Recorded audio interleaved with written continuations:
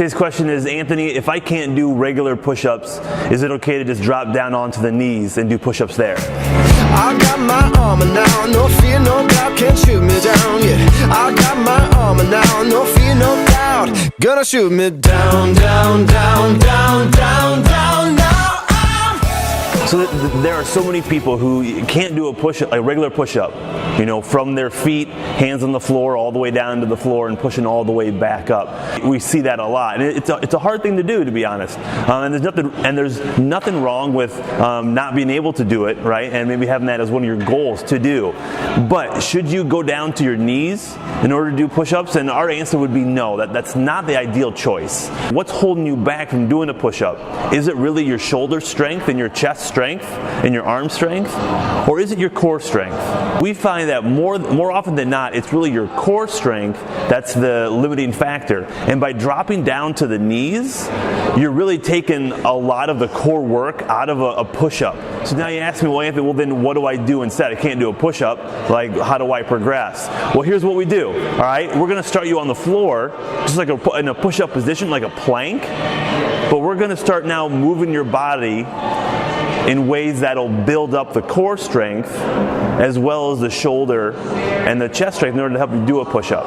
And so we're going to start you in a plank position. All right, and the thing is, we want your feet to be dug into the floor. All right, because it's that feet dug into the floor is help engages that core. So if you're on your knees, you're losing that connection point. Same with your hands. When your hands are on the floor, we want your hands to be squeezing the floor and really pushing the floor as hard as you can. All right, because it's the connection points where your hands touch the ground, where your feet touch the ground. That's what's going to get your body to really kind of awaken itself.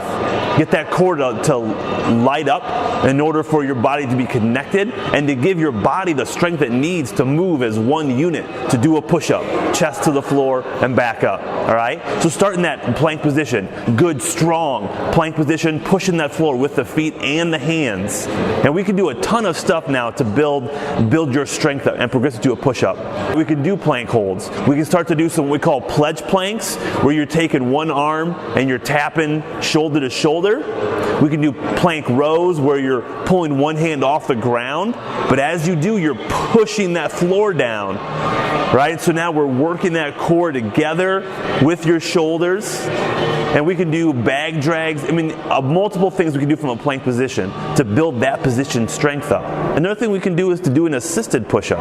Another thing we like to do here at Fitness Lying Down is to use a band, put it around a client's waist, and attach that band up high. So now when they're in a full push-up, as they go down, the band stretches and it helps pull them back up.